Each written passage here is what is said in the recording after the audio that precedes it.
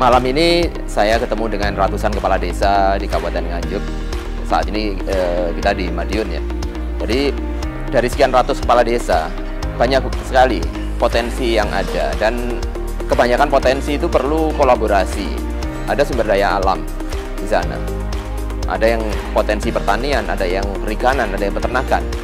Kemudian ada potensi sumber daya manusia.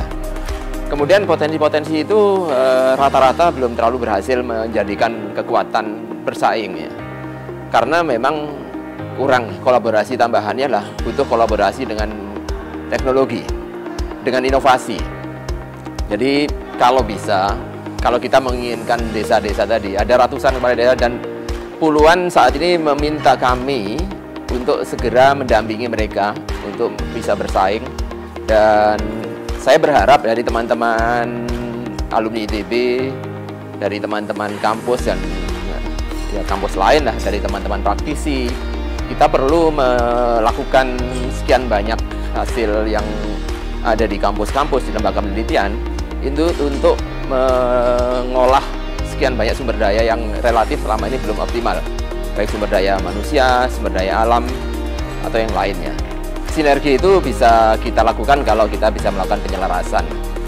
Jadi tadi ada banyak potensi yang diceritakan bagaimana desa-desa tadi ada yang mengatakan bahwa nanam kelor itu begitu mudah dan begitu banyak.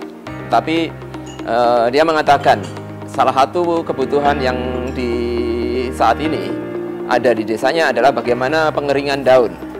Jadi pengeringan daun merupakan sesuatu karena nanam kelor gampang, banyak, mudah, dan pasarnya sudah tersedia, sudah ditunggu.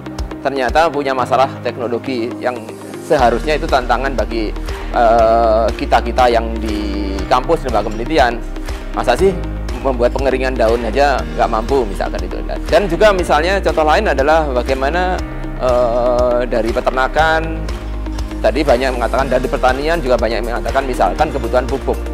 Sedangkan pada saat yang sama, begitu banyak kotoran ternak, sampah-sampah juga masih belum terolah. Bagaimana kita membawa enzim, membawa sekian banyak bakteri pengurai semua untuk melakukan gerakan nir sampah yang digabungkan dengan gerakan mandiri pupuk misalkan. Saya kira banyak hal ya. Jadi baik teknologi pangan, teknologi energi, teknologi yang lain yang sangat dibutuhkan. Sekian banyak sumber daya manusia yang ada di desa-desa itu menjadi potensi besar sehingga contoh misalnya BUMDes, satu BUMDes pasti akan sulit bersaing, kalah kuat dengan BUMD apalagi BUMN. Tetapi kalau ada ratusan BUMDes sepakat untuk melakukan quality assurance yang sama, sepakat untuk melakukan efisiensi rantai pasok yang sama, sepakat untuk melakukan efisiensi untuk rantai distribusi yang sama, dan kalau standarisasi betul-betul kita lakukan, dan Indonesia kan sudah punya SNI.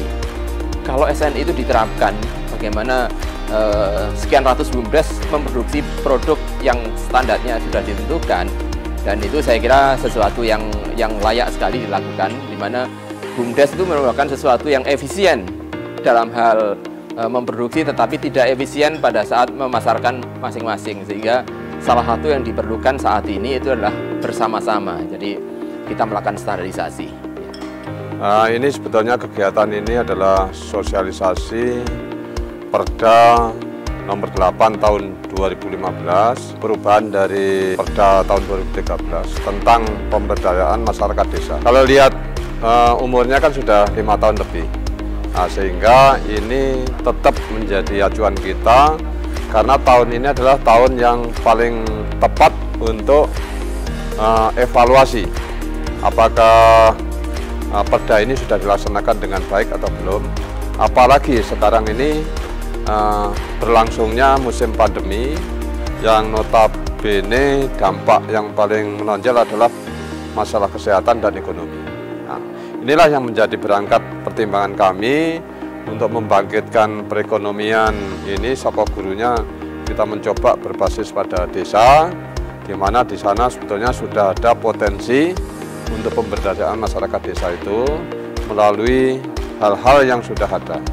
Nah, disinilah kita melihat, kita hadirkan tadi inovasi yang dari Pak Guguh yang merupakan ikatan alumni dari ITB yang sudah saya kenal lama, dan ini gagasan beliaunya ini sudah saya dengar lama.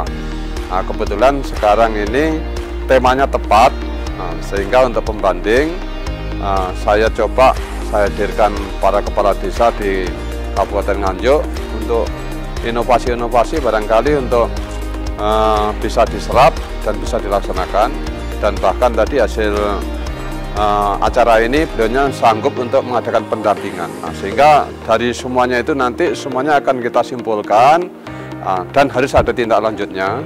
Bahkan seperti yang disampaikan oleh Pak Bugo, siap jadikan pendampingan, kemudian kebijakannya nanti juga masih perlu dievaluasi atau tidak, disempurnakan atau tidak, akan kita lihat dari apa yang disampaikan Kepala Dinas Pemberdayaan Masyarakat Desa. Inilah yang menjadi stressing bagi kita, dan ini nanti akan saya kawal sampai dengan betul-betul perda ini bisa aplikasi di lapangan, dan mudah-mudahan juga akan bisa sedikit mendorong tentang bangkitnya ekonomi dari basis desa. Demikian, terima kasih.